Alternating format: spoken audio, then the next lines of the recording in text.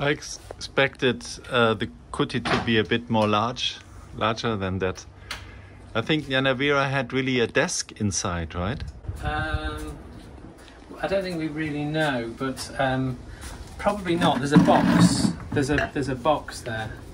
2 cups. Just walk out into the village. So you, yeah. And each day, basically, usually each day, 2 houses offer food to me. So I'll go to one house, then go to the next house, then come back, and that's just early in the first, like the crack of dawn in the morning. Yeah. So it's only 2 houses that you actually approach every day? Each day, and then the next day I go to the next 2 houses, then the next 2 houses, and I go all the way up the village. Oh, you do it like the Dhutanga style? I don't really see it as a Dhutanga, but like it's just... I think different monks have had different monks have stayed here, and I think they've had different preferences. I have the impression that some monks who stayed here would only go to the nearby houses, or I think some monks would have like a month, and then you'd have a timetable, and then when the month finishes, they go back to the beginning. I don't do all that. It's just basically the whole village. I just walk up and go all the way to the end. It's really nice. I know them all now. Did you come to Sri Lanka on the purpose of staying here, or had you been somewhere else before? No, I came here just to... So I spent my first... So you asked, you said I've done my Nisaya, so the Nisaya is sort of finished. So as a junior monk, you need to stay with Sangha. So you were asking, like, what's it like not being with fellow monks? So, when a junior monk has to should, according to the texts, should live with a teacher and, follow their advice and kind of just learn the basics of being a monk. And so I spent the first 5 years in a big monastery. Where? In England, right? Those first 5 years I was in England. I spent 1 year in Australia, in a quiet place, in a quiet hermitage in Australia. But usually that was just 1 year. Mainly it was in sort of bigger places. So I just thought, I had this idea that was always kind of going to be temporary. And so the idea of being in Asia was... I was originally going to thinking of coming out here just to ordain in Asia, but that just kind of didn't happen.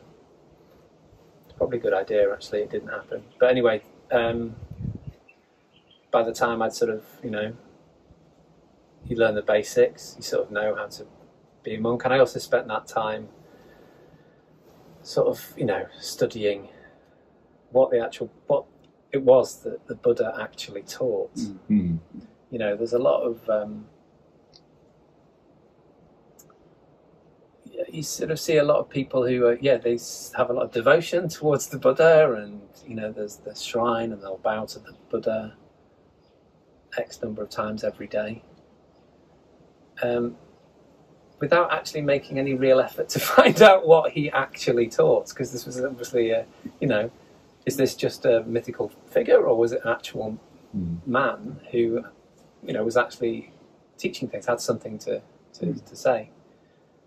So I sort of took that seriously, really. It's like, well, if I want to take this guy as a teacher, the least I can do is actually find out what it was he was teaching. And so those early years, it's a good chance to find out, read the suttas, learn a bit of Pali, and kind of get some kind of basis of what it was this man actually taught, and being able to distinguish between what's there in those early texts and the whole world of Buddhism that has emerged, more recently. I guess you really mastered Pali, right? What do you mean mastered? No, I still have to have a kind of a dictionary. But yeah, I if I'm looking at if there's a sutta I sort of think about, I'll go and look at it, but I'll look at the Pali and compare with the. And I probably wouldn't compare with the other translations. I'd just translate it myself. Yeah. But are you using the digital Pali reader? Yeah, that's what I use. Basically. Very helpful. Yeah, that's what I use. Yeah, me too, actually. Yeah. Yeah. So you know, I'm looking up words all the time. I don't it's not like I have a brilliant memory for all the words. Yeah. But you don't need to. So do the rest of us who studied Pali. Yeah, exactly. Yeah. Except some few people like Bhikkhu Bodhi really can read fluently without. I mean, they look up cases, or cryptic. Yes. Occasional ones. Yeah. So you dedicated yourself here very much to the study of the suttas, I guess. No. So I'm talking about that was before I came out here. So so that was when I was in England. Just watched how to spend that time as a junior monk in what I found to be quite busy monasteries where I had lots of duties to attend to. But still, compared to my lay life, it was quite a lot of space. Yeah. So it was really then that I thought, I need to kind of become familiar with all the suttas, and to the extent that I can sort of read it in the Pali, and then I came out and joined some friends of mine, monks who I knew from England. They'd come and had a place in the centre of Sri Lanka, in the mountains, not far out of Kandy. You mean Nilamba? No. Huh? You don't mean Nilamba? Nilamba, no. So the Knuckles Mountains. Ah, okay. Sort of under the Knuckles. I stayed there for a year, and then I visited this place and told one of the main supporter in the village. I gave him my number and said, if it becomes free, it wasn't free at the time. I said, if it becomes free, let me know. And a few months later, he said, yes. Nice. Come down. Yeah. Yeah, it's a legendary place. Yeah. I guess it was here that Ñāṇavīra wrote his notes on Dhamma and so on. Yeah. Yeah, there's quite a group of Westerners who are, like in Slovenia, who really are into Ñāṇavīra's teachings. Yeah. Yeah. Have you got visitors from the West over the years? No, not really. Well, I just had some visitors. So I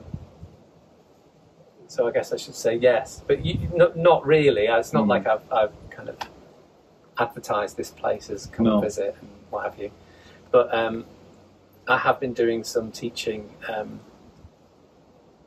on using Zoom. Yeah, I learned so. About this. Yeah. You're offering Zoom courses, That's right? Yeah. Okay. Can you do this from here? Yeah. Oh, yeah. Oh, that's wonderful. So actually, so that's why video connection works that's here. Right. Yeah. So I've got I have a friend who's an old friend that I knew from Goenka days, the Vipassana days. Yeah. So he's now a lecturer in Buddhism, Pali studies in Colombo. So he and I basically sort of set up this project. So he's helped, and his family helped. So we've got a antenna up there to collect. It just about works. I struggle to upload stuff, but down it's just enough. It's just good enough. And I've got a solar panel up there. So the videos that I saw of your Zoom lessons were actually made from here, and it worked so well. I sit here. Oh, okay. And I've put that wooden board there. Just stick that over here. I use that as a table. Yeah. Oh, that's very great. So that's an don't have to go advantage. anywhere. That connects you. Yeah. Don't have to have any visitors. I just close the thing, finished. And Bhante, have you been ever ill or in need or how do people support you here when you? I mean, except for your Pinta partner, but you probably will need much more, like sometimes healthcare or whatever. Yeah. So I've had. So I mean, there's various people I can reach out to. Okay. So if there's, the villages are great, and there's one guy in the village who takes the kind of lead role of supporting this. He's historically he's looked after for a long time. All the monks who've come through here, he's been looking after. Very good. There's a hospital in big one. in Hambantota. It's a big lonely hospital. But also I have the guy I was talking about, so I'm quite close contact with him. So he now we've been getting donations from this course. The course it's free of charge, but people have been donating money. It's on a donor basis, right? So so there's money there. So we can organise it so I can get a bus up to Colombo's, an easy bus that goes up. I have actually recently been in the Ayurvedic hospital there. Oh, so okay. It's all doable. But you enjoy being secluded on your own? Yeah. That was the main for me. That was what I needed to really do, having been in the large monasteries that have sort of busy daily routines. You kind of, like I say, as a layperson moving to a monastery, it's a falling away of loads of stuff. But then you're there for a while and you're realizing, here I am in the morning and I have this duty where I have to get up and go and sit in a room with a load of other men for an hour and a half or something, and then we all have to do something together, and then there's a work period after that, and then you have to do something else, and then they call it in Thailand, right? That's it. Yeah, and there's a lot of obligation to spend time and tea time and working time. And the more you become familiar with the suttas, the more you realise that's time for it.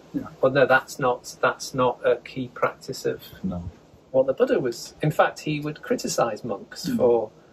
That's something that is curious about the wonderful Akiñcano monasteries, that everything is like a choreography of daily routine. That's it.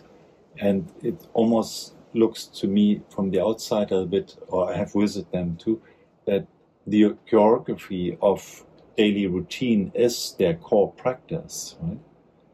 I think some people, yes. Yeah. And then you imagine there's a sutta somewhere, I think it's in the Vinaya, where there's this the Buddha comes out and he sees all the monks together and they're all chatting with each other. And he says, what are you all doing? It's like a fish market. And they were like, well, it's the end of the rains retreat and we've got this robe. And we're making the robe together for the end of the Katina ceremony, and that's a standard practice in a lot of these monasteries. It is standard. The that's what they all Katina do. time. And the Buddha says, "What are you doing? Go out on your own. You shouldn't be all spending all day like this. Like, get out, be alone, live in seclusion." He even scolded Ananda for doing this, right? That's right. Yeah. So you start to notice that the message that is coming across in all of these suttas, it's you don't want to be relying on some kind of external timetable schedule for organising your time. You want to step into the open space of that's the whole point. Being the household life is crowded and dusty, but life gone forth is wide open. Wide open, no structure. That kind of space. I read somewhere that his worry was that his teaching was so simple. And he was actually worried about that the lay people would take it seriously. Especially the anatta thing that was taking away the self and there's a monk self, and that the lay people would think that it would be too difficult for me to give up myself. And his, I don't know if it's right, but that his worries, his teaching was too simple. So they made it made actually more complicated with the monasteries and sanghas and chanting. I don't think the Buddha would have been worried that his teaching was too. He was like, looking at a lotus pond and seeing that the lotus flowers, some of the flowers was under the water, and some was at the surface, and some was above the surface. And of course, those above the surface would understand the matter, but those below the surface would not. No matter how much he speaks to them, they just won't get it. Yeah. But that's not. I don't think he. But that's the hard point for I think for everybody when they start.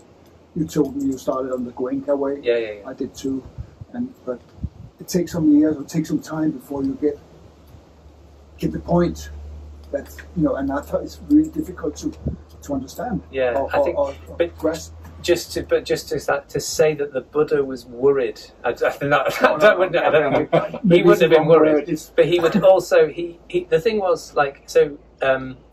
When the story goes that Brahma Sahampati asks him to go and teach, and his first response was nah. His first response was like, "Why would I? What's the point? No one's going to get this. No. Everyone is just so enmeshed in the material, their desires, their sensuality, then that what I'm teaching is completely opposite direction.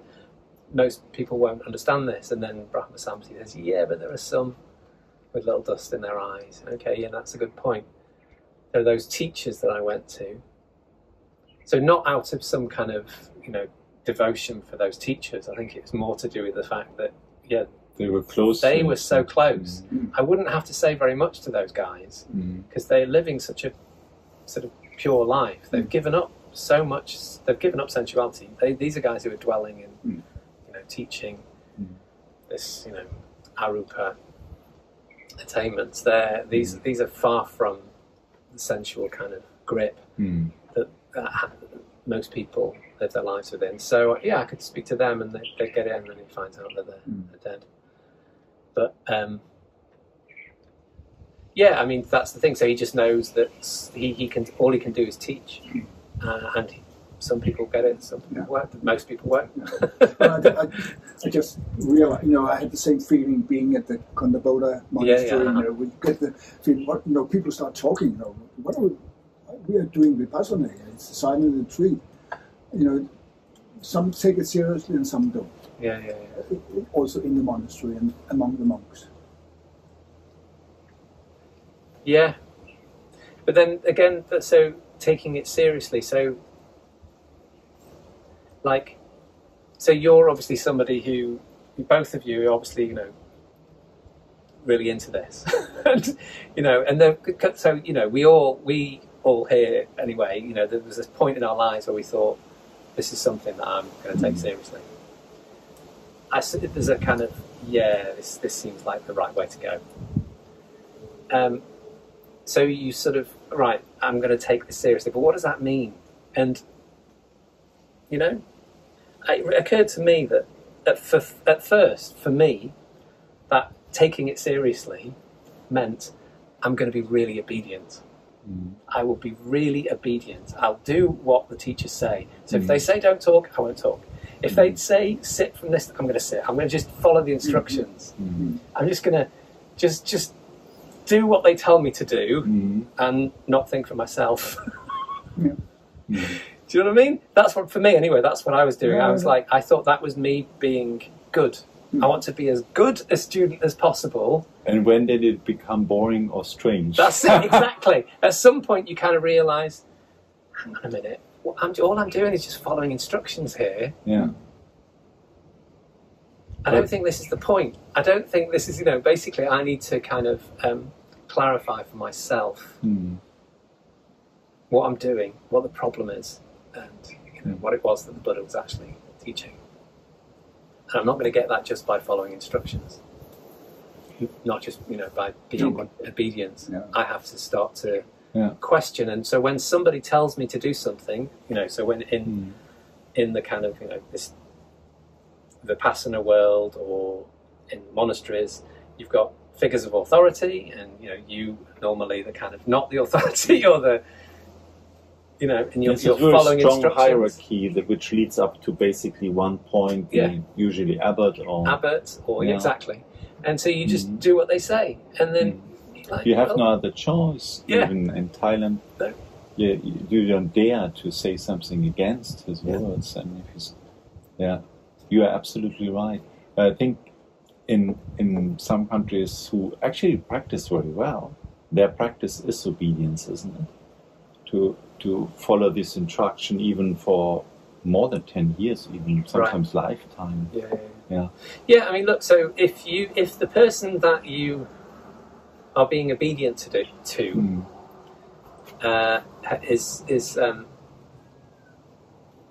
has the right view. If then you're being obedient towards somebody, blessing, then that's a good thing to do. Yeah.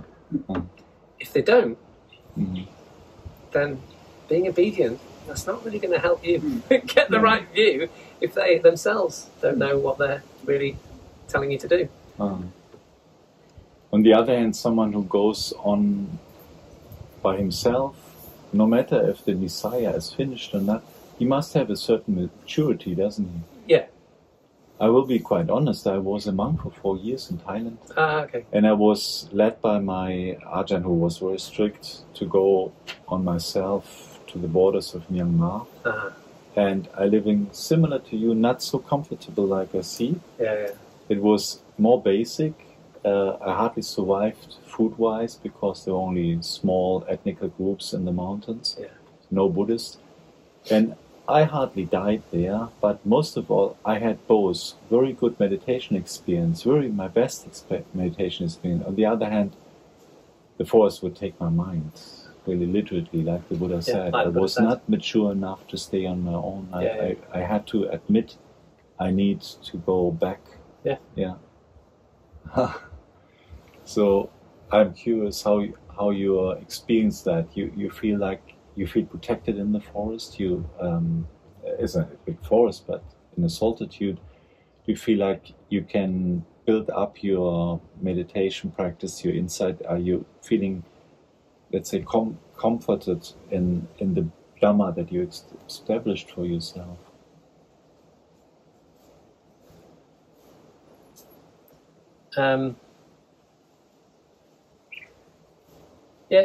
It's not.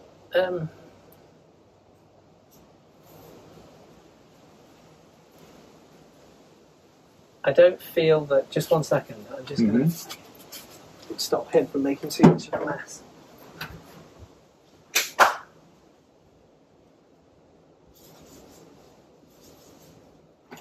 That's a mongoose.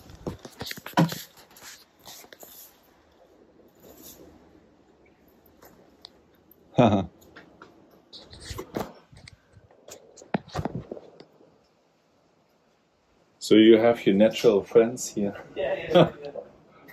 Would you like some water? Oh, thank you. Yes, that would be nice.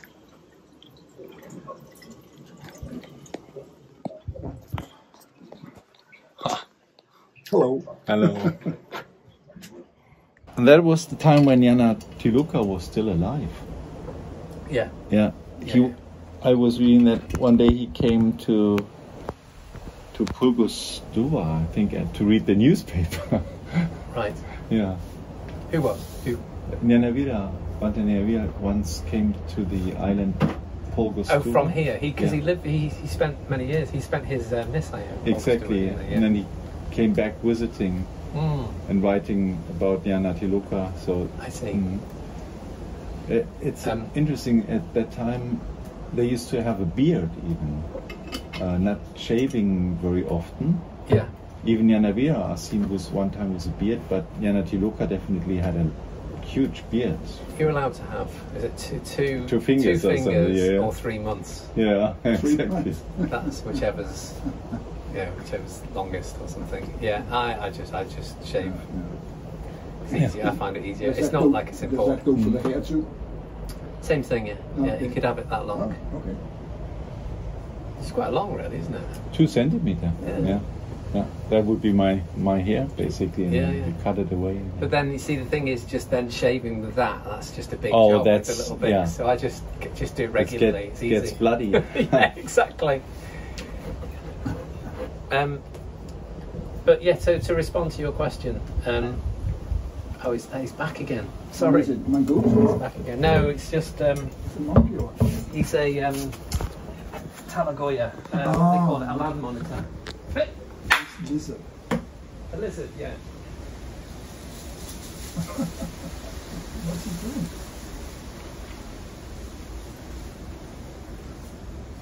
What's he doing there? It's all right. It's just they just go to the edge of this thing here and they just dig up all the soil and just make a mess. Okay. Okay. Probably going to come back. Yeah, there was. I think it was about maybe a year after being here.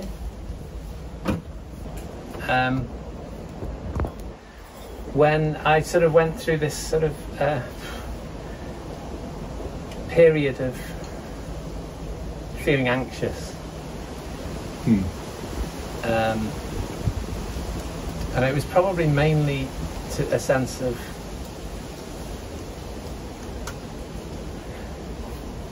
not having a kind of future plan. You know, because when I was in England, I always said, well, I'll go to Sri Lanka or somewhere. So I've always got that as a kind of, that's what's next. And then when I come there, I'm sort of vaguely thinking about going off on my own somewhere. And now here I am. Now what? Nothing more. Nothing more. There's no... And so it wasn't really about the lack of other people, or that never really kind of bothered me. It was that. It was like a sense of there's no what next. So that's quite, I don't know how to say, like a chasm, an abyss. Nothing to fill it up. And I was like, I went through, it was about a week.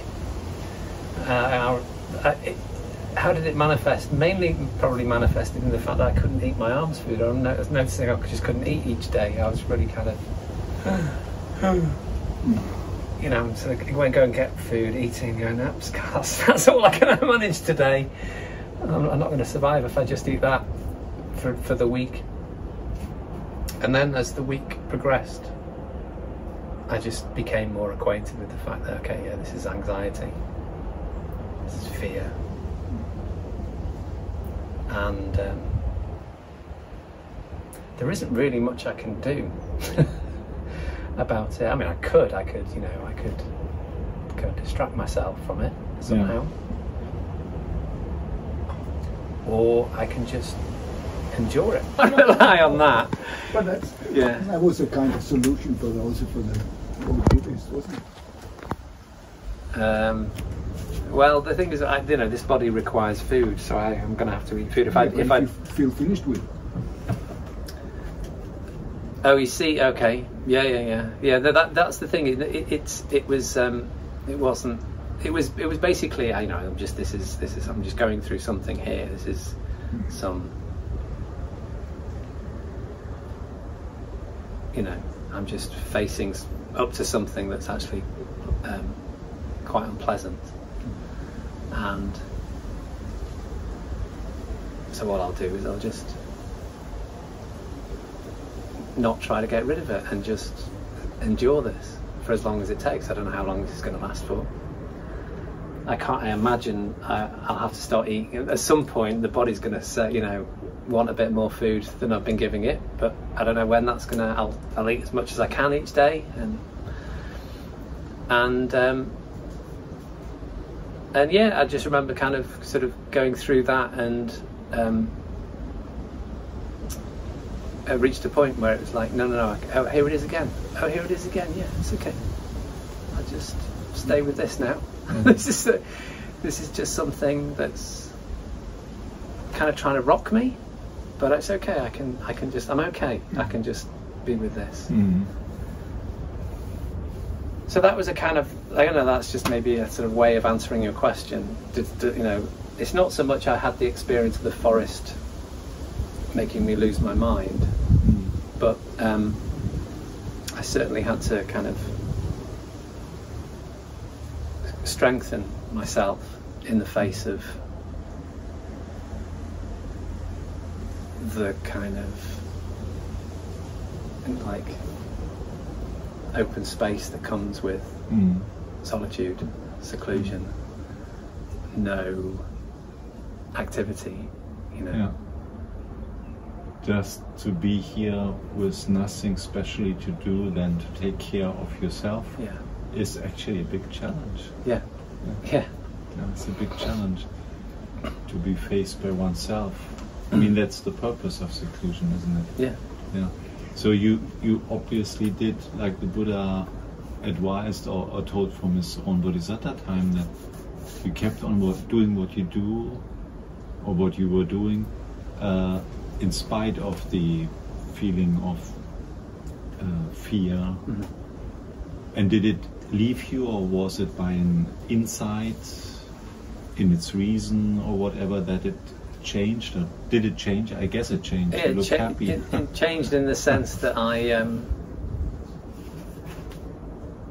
remember kind of almost.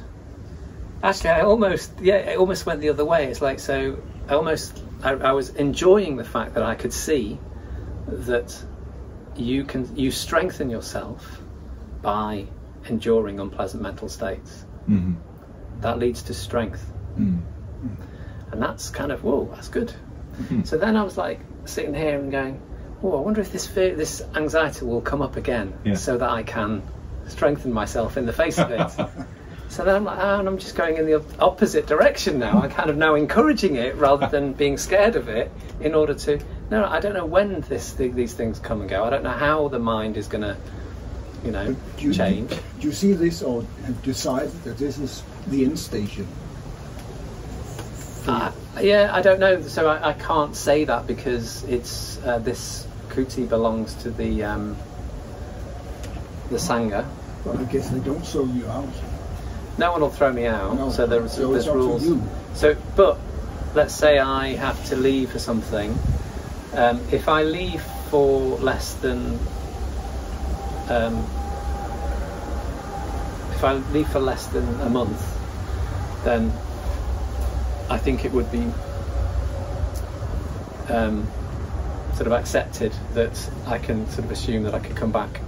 Oh, but if I leave for more than a month, then if anyone wants to come, then I can't kind of backseat it. I can't put a sign on it saying, no, I'm coming back in 3 months or something. It's like, no, they would. But that was a kind of escaping my question. I was asking you if you are looking at this place. No, that's the thing. So can we swap places for just one? Please. Please. Go ahead. There you go. It's better? Not better? I got it. Please enjoy. Sore back. Yeah. Good. No, that's the thing. So I don't feel like I need to make a decision on that. No. Okay. You see, so I'm here, and I'm very happy to be here. I have no intention to go anywhere else. No. But the thing is, circumstances may change. Circumstances may come up so that I have to leave this place. In which case, I would be quite, I'd be disappointed, because the situation is perfect. Well, obviously I have to face difficulties. The heat can be pretty hard for me here. But it's not always that windy, right? No, today's got a nice wind to it, hasn't it? Yeah, it's nice. But if it doesn't, you will sweat. And also it's the coolest time of year. Yeah. But yeah, 6 months' time, it's like, and I get heat rash. And, so it can be quite. And that's in the summertime. Yeah. And do you formally enter into Vasa? Or? Formally, so according to the Vinaya, the only thing I have to do is sweep around my kuti before Vasa and just say, okay, just say to myself, I'm gonna stay where I'm here. gonna stay here. Yeah. Okay. I like sweep around the kuti every morning. So is your, like that probably is your Patimokkha day, right? You just say, with this I dedicate this day. I think something like that, right? Yeah. Yeah. No. So yes. So Ajame Oposto. Today's the Oposto day. That's all you have to. Yeah, that's all you have to do. If you're on your own, you just have to be aware that it's the Oposto day today. Yeah. And in spite of what we said, that you have now space, do you follow a certain daily routine for yourself? No? I mean, there's certain things that I have to, you know, like I have to go to a village at a certain time. Yeah. So I come back. Which is probably early, like around 6 o'clock, I guess. Huh? Yeah, 6:20 or something like that. I think I leave. So sometimes it's to the very near houses. Sometimes it's like a 2 hour, well, there and back to over 2 hours, I guess.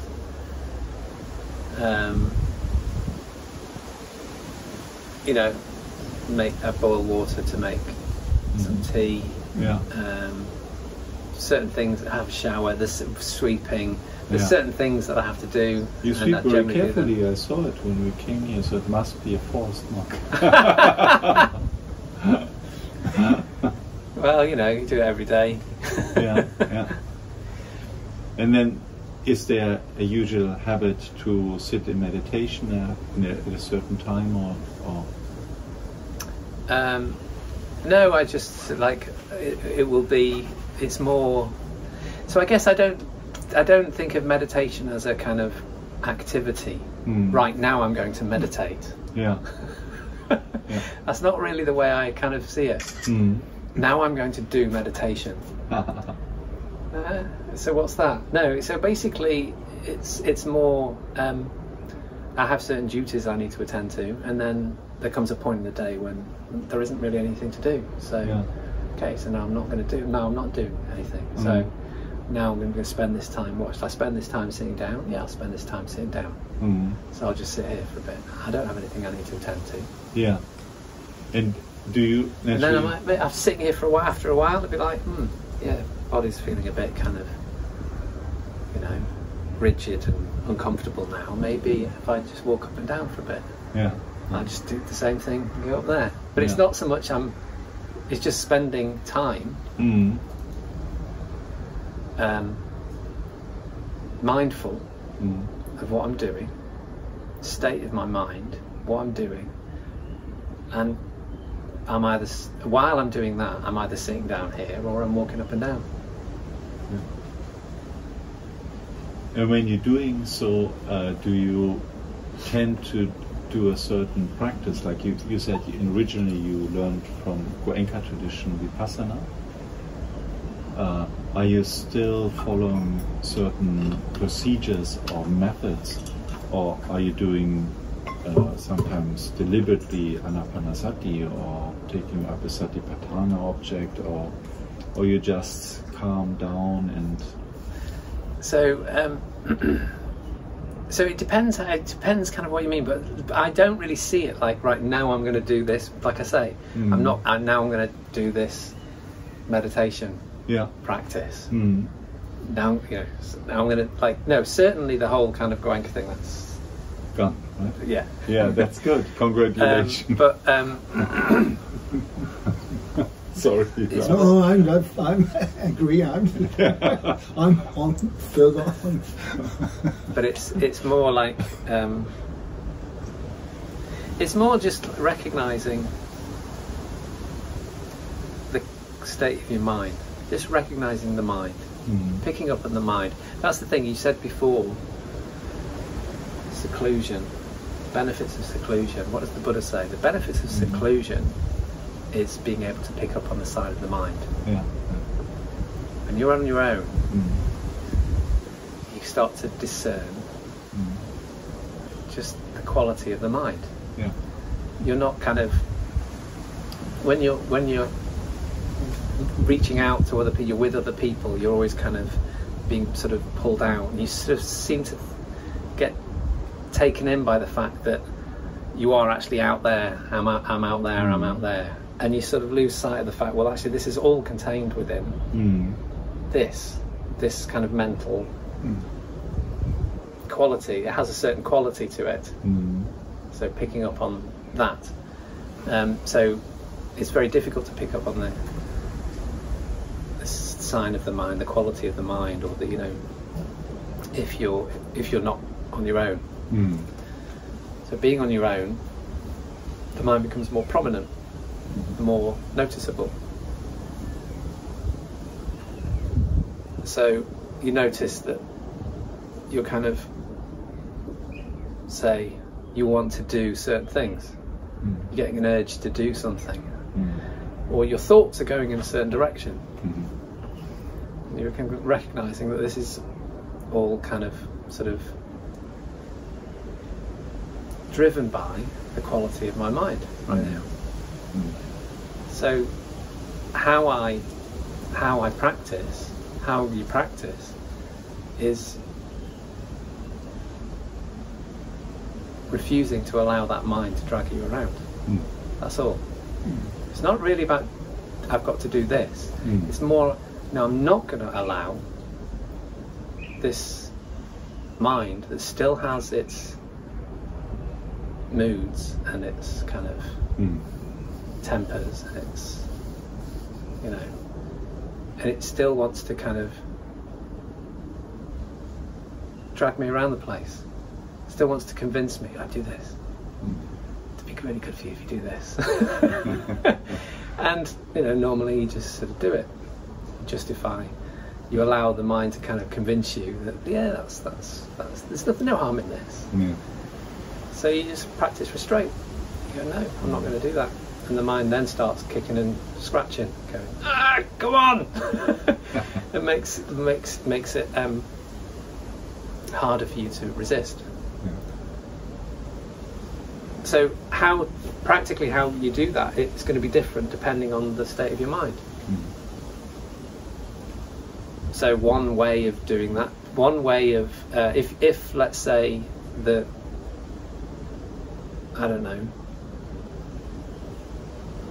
you notice that your thoughts are kind of going in a particular direction, and you notice that that's not really a beneficial direction to keep going in that direction. If I just keep going there, that's kind of, that's based on worry, let's say. You kind of, why are you thinking about this? It's because based upon worry. If I just perpetuate, if I just feed those thoughts, I'm just allowing my mind to kind of, you know, run in that direction of worry. So what if I were to, instead of engaging, picking up with those thoughts, running with them, trying to figure out the problem so that I can get rid of the worry, what if I just dwell with this discomfort and notice that this kind of thinking about these things couldn't happen, couldn't possibly be there unless I were breathing. This breathing thing, that's kind of a necessary condition, that I'm kind of already doing it. Even if I don't notice that I'm doing it, I am doing it. So what if I just, rather than hone in on that direction of worry, just broaden the picture. So for example, that's how Anapanasati might be a theme for the afternoon. Thank you, Bhante. But so it's not like, it wouldn't be a kind of, right now I'm going to this afternoon I'm going to do Anapanasati and then I'll do the. It's more just in response to what would be a wise way of responding to where my mind is now, where I am. You can actually have days where you don't meditate because you are in a peaceful mind. Your mind state is peaceful. So it depends, exactly, in a sense, it just depends what you mean by meditate. I guess my notion of meditation used to be this kind of formal activity that you would do. Yeah. And so now I just don't. To me, that's not what meditation is. So if you think about it, meditation, it's only in the last 100 years that it's come to mean a technique, a formal technique where people go into a hall and follow instructions. Yeah. You know, more than say 200 years ago, it would have meant, what does meditation mean? It means think. Yeah. To meditate means to think. To reflect. To reflect. Yeah. To ponder. You know, the teaching of Buddha was also gone for 100 years ago in the West, and you know the practical teaching about vipassana. That's only come reasonably from the It's Myanmar basically teaching. an invention, actually, of a scholastic school to From Myanmar yeah. So when you talk 200 years ago, there was nothing. Oh, there was a There were Buddhist monks. Yes, there were. Yeah, there's always been Buddhist monks. Yeah, but they practiced. No, so there is this idea that in the Goenka tradition that Goenka has revived this thing that was dead before. I'm sorry, that's not true. No. That's not true at all. No, it's not just Goenka; it's also Maharishi. So dead. Yeah. So it's not true. So that's just that. So basically, these people. Well, no, they've not revived something that was dying. There've been monks in many different countries around the world since. You know, there were periods when when like in this country, the monks were dying out, and they brought some monks in from Thailand, but there's always been monks practicing. Yeah. So then you've got Mahasi Sayadaw and Sayadaw Bakin and Goenkaji who have created this thing that's been very popular with lay people in the West. But the story of them reviving something there's a guy called Dan Stewart who's written a couple of things about this. It's quite interesting. You know. Yes, I came across that. He's just written a new book. In a way, it became a movement of meditation without Buddhism, almost like the mindfulness thing too. Yeah. You can kind of disconnect it almost. Yeah. So it's very technical, and unfortunately, people, because they follow this technique and they do have certain experience, sometimes think that they accomplish something where they actually in reality may be very far from that experience. You know what I mean? Well, I think so that's the thing. So what I was saying was, I think I think it's helpful to remember a more original meaning of the word meditation, which means to meditate upon a theme, to kind of reflect upon a theme, to ponder something, and that's something that people have been doing, and always, in the West, always. And there's something similar to, like, I would say something like, there's something similar to, say, Descartes sitting in his room thinking, is there, like, there's loads of stuff about my experience that I can doubt. Is there anything in my experience that's like unreachable by doubt, that can't be doubted? Is there something in my experience that can't be doubted? And so I mean, this is a guy, you don't think of him as a meditation master, but in fact what he's doing there is something that's very similar to what you find that the Buddha's talking about. Questioning how you understand all of this. What is it that I can rely upon?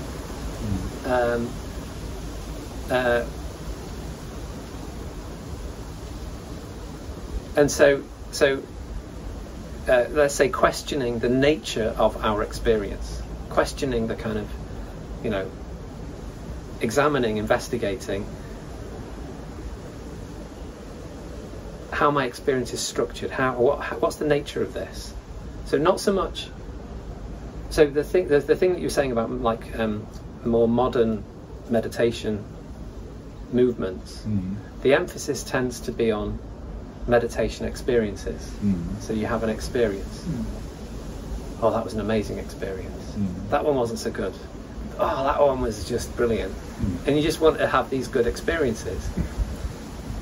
And so something gets lost in that, in the fact that really what the Buddha is talking about is he's trying to help you to understand. He's not trying to help you to have a nice experience. He's trying to help you to understand the nature of any experience, whether it's an amazing meditation experience on a cushion and everything kind of dissolves and I don't know, whatever. Which is also only conditioned. Exactly, it's just another experience. It's not the unconditioned. It's just another experience, exactly. Yeah. So what he wants to do is help you to not so much chase after the next great experience, but to recognize the underlying, unchanging nature of any experience whatsoever. It doesn't matter. And that requires, that's not just about trying to do something in order to get some result. It requires some reflection, some meditation, but in the older sense of the word. How about the reflection on words of the Buddha, of passage of the sutta or the suttas? I just yesterday we talked about it, and I explained last that in the time of the Buddha, when people wanted to go on in solitary retreat, they often went to the Buddha and asked, "Can you give me something?" And then the Buddha would give them a piece of very dry explanation of Dhamma, right?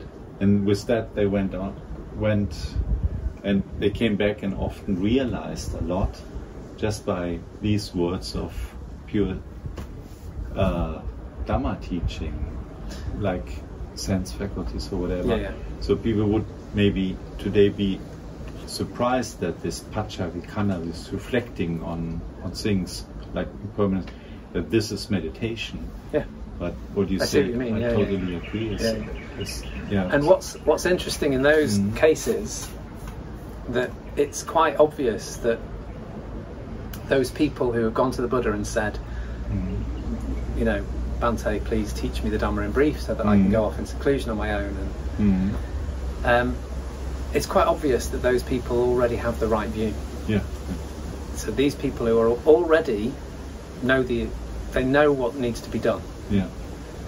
They wouldn't be going to the Buddha to say, "Can you just give me something nice to work on?" If they didn't already if they were still lost. You wouldn't be asking that. So what this is somebody who has the right view, who is at least a stream mantra. They know what they're doing, but they just give me something to, that's beautiful. I understand the truth of that. I can see the truth of that. I'm going to work with that for the next 3 months. And then what does the end of the sutta says? Ardent, resolute. Not long after, they became one of the arahats. Exactly. So they're one of the arahats. They become one of the arahats. So it's not that they're an ordinary person who says, "Buddha, can you teach me something?" And they go off in seclusion and they sit under a tree on their own, and then they become a sotapanna. No, Buddha no. Actually, is sending people, telling even Upali to stay at the monastery because he is not that giant person who can go in the forest. Right?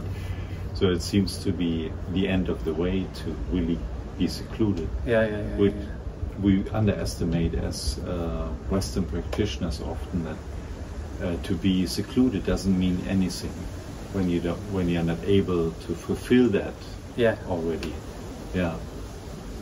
And the underestimation of reflecting on sutta teaching is immense. Most people just didn't hear enough to reflect upon it. I'm glad you said that meditation has a lot to do with thinking. I think there is no state except maybe some very high state where this resource, where thinking is excluded from any mind development. How can it be? Well, so the Buddha does talk about this, doesn't he? So another practice he talks about was something that he was doing before he was a Buddha, before he became a Buddha. He said, I was on my own, and it occurred to me, what if I were to divide my thoughts into 2 categories? Thoughts that are harmful and thoughts that are not harmful. That's it. So in doing that, you're reflecting upon the quality of you know, the quality of the whatever you're thinking about. And you start to see the danger in certain directions of thinking. Yeah. And once you see the danger in that direction, you'll stop going there. If you see it as dangerous, you're going to stop going there. You only go in that direction because you don't see that it's dangerous. So, so seeing the danger in thoughts of cruelty, thoughts of sensuality, thoughts of anger, what have you, seeing the danger in those, by seeing the danger of those, they start to dissipate. They start to kind of And he describes, the way he describes it is so then it becomes possible to just dwell with thoughts that are beneficial, because you've done this for so long now that direction is just kind of not really an option anymore. You've just seen how dangerous that is. You're not going down that road. So the thoughts are just thoughts that are free from sensuality, free from the hindrances. So that's another way of describing the first jhana. Yeah, exactly.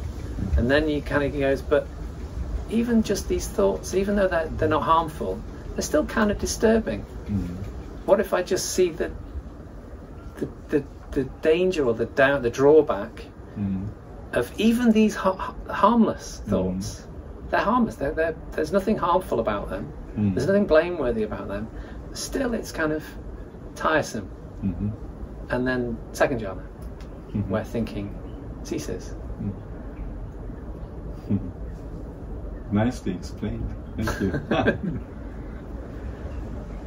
How does study come into your daily life here? Well, at the moment, I said I'm doing these Zoom classes. So today's Friday, tomorrow's Saturday. I've got class tomorrow. It's now the 4th year I've been doing these classes, so I sort of, I don't have to give it too much thought, but still each session before I do it I'll have a little ponder. So during the week beforehand I've already got this, I'll be talking about Rupa tomorrow. So just that's about a theme. Rupa. Yeah, so that's a theme. So I have this theme of means Rupa. form or body or sense object. So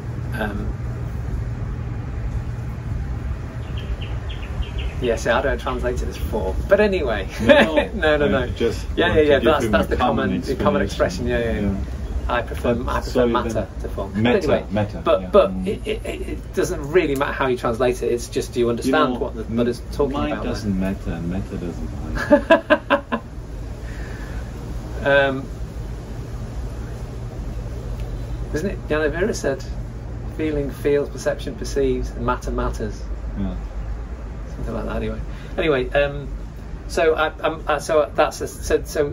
that might be just a vague theme that I've got running around my head because I'm talking about it on Saturday. And then I might think, oh, there's that sutta occurring, like I'm walking up and down, just go, oh, there's that sutta. I haven't thought about that. Let's have a look. And so I don't do, at the moment, I'm not really doing much. I don't devote much time to study. But having said that,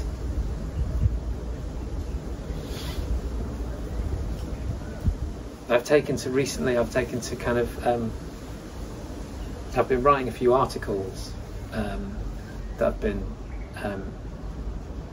have been published in academic journals. So I've got one at the moment is in the consideration, a journal called the Journal of Indian Philosophy, on the meaning of anicca. And I've just had this idea for an article on the meaning of rupa. Mm-hmm. And in order to do that, I'm going to have to engage with the writings of Edmund Husserl. Okay. Yeah. So you're following a little bit in the Ñāṇavīra footsteps of. It's similar. Yeah. So he's had a big influence on my. Yes, he had. Practice. A huge influence on my practice. When I first went to the monastery, I discovered Ñāṇavīra, and it's like, oh right, okay, yeah, this is a completely different way of going about things than I had previously been going. Yeah. Do you know of a monk called Metiko from Germany? Yeah, I know you of are him. in contact with him? No? I've not met him. He translated the book of Ñāṇavīra. Yeah. And I would say also that he's probably quite inspired by it, or I don't know how much it influenced his practice, but yeah. Is he still in that monastery? Yeah. Can't remember the name. Something about heart? Hadaya? Mutudaya. That's it, Mutudaya. It's a word from Ajahn Lumpur Man, actually. Right. Yeah. Yeah, he's staying there with another elder monk. Chatamalu is his name, and I think one or two. Chatamalu, yeah. He's the abbot, yeah. Yeah, or senior monk. Yeah. Okay. They don't have abbot system. Yeah, they are still. It still exists. Yeah. I think it's the only Thai forest style monastery in Germany. Yeah. And I would say also they are very a nucleus of Ñāṇavīra's teachings. Oh, really? Yeah. I'm a little bit critical of Ñāṇavīra, but not to criticize anyone. Just for myself, I was not so inspired by what, not like Metiko, who really took up also his way of explaining things. But his life is extraordinary. I mean, it's very fascinating. He came out of intelligence service, right, with his friend Ñāṇa Muni, and they went two absolute different ways. Ñāṇa Muni staying with Ñāṇa Ponika and doing basically this very formal study of Pali, and more probably a little bit influenced by Scholastic or Abhidhamma tradition. And Ñāṇavīra had this, he had his own thinking, and that's what I adore. Like, he had his own way. Not necessarily what he was thinking or writing, but the fact that he was an independent spirit, exactly. Sort of thing. Yeah. I saw his book in real. I was going through the library of Forest Hermitage. Right. I was asked to check there, and I saw the book. It's one sticks on the other. He changed it all over. Yeah. So it must have been huge work for him he always changed something. Yeah. Have you seen that booklet? No. It's interesting. The notes on Dhamma? Yeah. Oh, okay. Yeah. If you have a chance to come to Kandy one day, please visit the monks in the Forest Hermitage. Yeah. It's called something like Sirarayana. The Forest Hermitage, yeah. Yeah, it has a different name now, but it's still the same place in Buddhavata and the both monastery are now one. Right. And the monks, they are really good meditation monks. It is really forest monk style. It was impressive. They allowed me to stay 5 weeks with them, and it was really a good time. And they're very much on meditation. They're very good monks. And they're not so into studying. They contemplate about the suttas, but because they have this huge archive, till Nanatushita's time, they asked me to check if there was something necessary to be preserved, but I found nothing that was not really published already. But all these old manuscripts you will find there. Right. Handwritten Sutta, Nipata translation, Ponika, and so on. Right. It's amazing. Or was it Piyadasi? His translation of Vimuttimagga, his handwritten book. it's so precisely, all in hand. Huh. If you have a chance, I would suggest you see that place. Yeah. There you can find in the library his notes on Dhamma in its original writing. Right. Yeah. Yeah, the villagers here remember him. There's many of the villagers will remember coming to Ñāṇavīra. One of the elderly guys was with his grandfather bringing Gilampasa to in the evening, and when they discovered the body. So they know. Recently, a monk in Mathura has just created a Sinhala translation of Hiriko's book. Oh yeah. So they came and gave it to the main supporter. Gave about 8 copies of the book to him.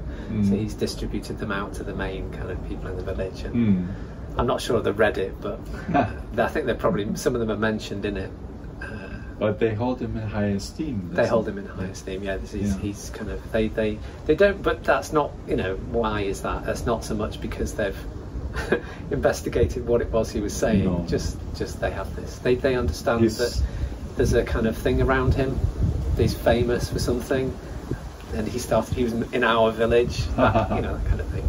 But just the fact that a foreigner dedicates himself to live so alone in a kuti. Yeah.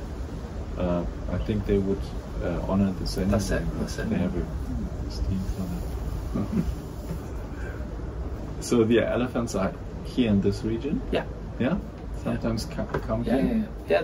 They often. Well, so around about now they're probably waking up, and out in the forest, the sea's over there, so they'll come about 10-15 minute walk. They'll walk along here, and then around about the evening there's a lake over there, so they'll go and get water. So but I haven't actually seen them for a while, but I have. Let me think, where are we up to? About 3 days ago we had I saw elephant footprints just along here. So for some reason I haven't seen them close up for a while, but occasionally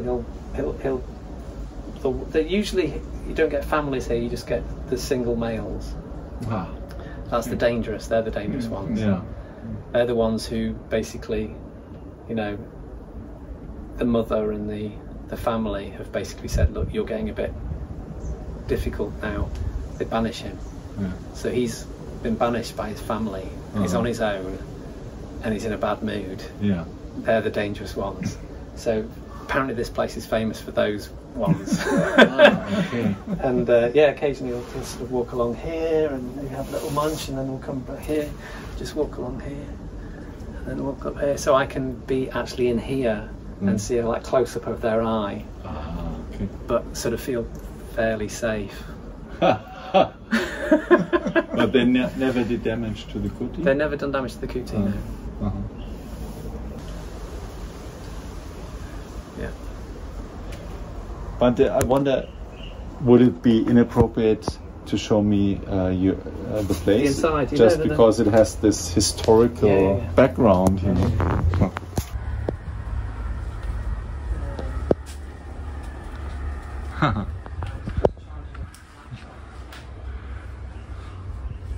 Wonderful place. It is, yeah. That is the typical proportion of a one monk residing place. That's all one needs.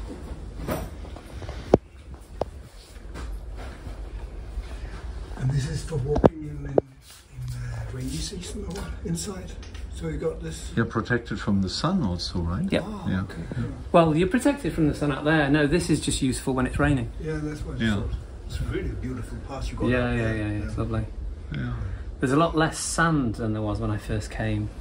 Because I'm brushing it. Well, I'm sweeping it, so every day there's a little bit goes away, and but still it's lovely. Huh. So this is. So Thank you, Bhante. So this is basically similar to, it was what it was like when, bit of a mess. But, you know. It's so small, amazing. It's really small. You have a very simple way to sleep. It's just a bench, right? Yeah, it's just a piece of wood. And that's enough for you? Just yeah. It's good for the back. It's yeah. Is it? Well, it's no. It's not very comfortable. If I'm honest. I spent some time in. I'm just used to it now. But, I did spend some time in. I said I went to this hospital this Ayurvedic hospital in Colombo, and there, of course, you got a sponge bed. And I came out, I was like, I slept so much better than I do on this. What hinders you from putting some mattress behind? I don't need to. It's fine. It's fine. It's not a problem. You're still young. Yeah. But I don't. It's not a problem. I prefer to kind of. I'll just cope. It's fine. Yeah, nice. Thank you very much for showing it. It's much smaller than I thought. Yeah, this is the famous picture of him. Yeah. Well, that was